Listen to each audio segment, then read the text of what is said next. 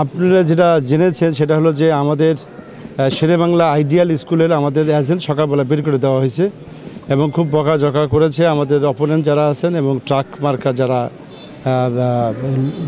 আছে লোক আছে তারা বকাঝকা করে বের করে দিয়েছে এবং এখন আবার আমরা চেষ্টা করতেছি ঢুকানোর জন্য প্রিজাইডিং অফিসারের সঙ্গে কথা হয়েছে। তো আশা করতেছি ঢুকার পরে দেখা যাক কী হইতেছে। আর যদি ওইখানে কোনো রকম প্রবলেম তারা করে তাহলে হয়তো ওই সেন্টারটা কী করা যায় সেটা নিয়ে আমরা চিন্তা করতেছি। এ নিয়ে কোনো অভিযোগ বা কোনো কিছু করবেন কিনা নির্বাচন কমিশনে বা নির্বাচন কমিশন তো অবশ্যই যে কথাটা বললাম সেটা নির্বাচন কমিশন অলরেডি আমরা অবহিত করেছি, তারা জানে। আমি বলেছি যে এই অবস্থা আছে আপনার ওইখানে আমাদের এজেন্টগুলো বের করে দেওয়া হয়েছে।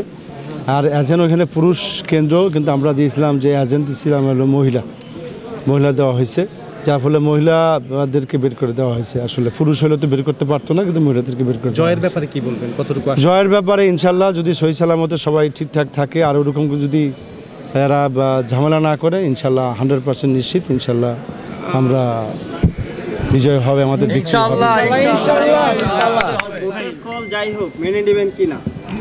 ফলাফল যাই হোক, কিন্তু ওই যে বললাম যে এজেন্ট যদি বের করে দেয় এরকম করে যদি কোনো ঘটনা থাকে তো সেই ক্ষেত্রে তো মানার কোনো অবকাশ নাই। আর যদি সহি সালামতে সব ঠিক থাকে ডেফিনেটলি মেনে নেব। ভোট প্রদান থেকে ফলাফল ঘোষণা এর মধ্যে কোনো ধরনের অপ্রীতিকর পরিস্থিতির আশঙ্কা করছেন কি? আশঙ্কা তো অবশ্যই আছে। 54টা কেন্দ্র আমরা দিয়েছি আশঙ্কার জন্যই, এবং 54টা কেন্দ্রতে আমরা সবগুলোতে কেন্দ্রে বলেছি যে আমরা ভোট দেওয়ার পরে শেষের জন্য প্রিজাইডিং অফিসারের সিগনেচার করে কাগজে বের হয় এবং সেই কাগজটা আমরা রাখতে চাই, কারণ প্রিজাইডিং অফিসার যদি সাইন না করে তাহলে সেই ক্ষেত্রে আমাদের প্রবলেম আছে। আমি দেখলাম এখানে ভালো আছে আলহামদুলিল্লাহ, সব জায়গায় দেখলাম ফ্রি, এখনও প্রেশার হয় নাই ভোটারদের।